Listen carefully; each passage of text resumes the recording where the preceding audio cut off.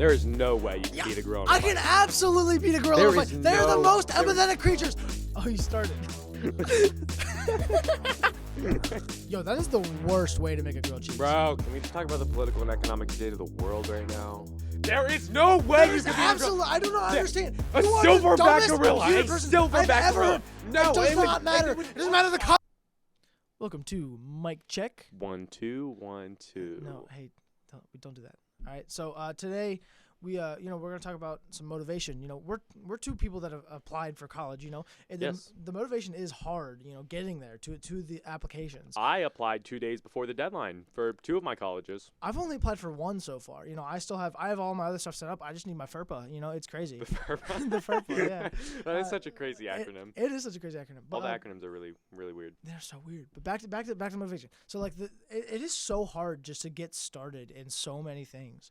Not just including college. That was just a way to get there. But like anything in terms of school. Oh, yeah, especially. I feel like once I get my acceptance letters back, it's going to be super difficult to actually be motivated to continue working in school, cuz I know I made it into college and I just want to be there already, but I still have to wake up at 7 o'clock every day to get to school. That's hilarious because it's the exact same for me.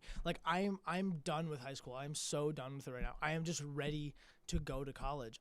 Because I'm so passionate about what I'm going to college for. Exactly, yeah. And I'm just I don't want to be doing all the stuff I'm doing in school right now because it just feels unnecessary. And I know that I'm gonna have the gen eds, but for my major, it's not gonna be as heavy on the gen eds because I'll just be doing what my major is doing all day. I get what you mean. And our final quarter doesn't count to our cumulative GPA, so the motivation to get highest grades that you can, it's just everything, I don't know. I think that just goes hand in hand with being a senior in high school. I mean, you've heard the term senioritis. Oh, of course. Yeah. No, I think I don't know if I'm suffering from it yet. I still got the motivation a little bit, but it's getting down. I got there. the full-fledged diagnosis. I've caught senioritis. It's over for me.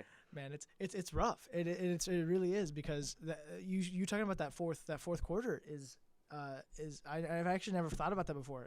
Am I actually going to try because of transcripts? Because it's still going to be on your transcript. If you fail that fourth marking period, your colleges can withhold your acceptance notice and things exactly. like that. Yeah, and that's kind of what I'm That's why I want to try in the fourth quarter. Yeah, still. And I think not trying would be doing a disservice to yourself because you've made it all the way to it's your final quarter in high school. You just give up. I mean, you'll graduate, but.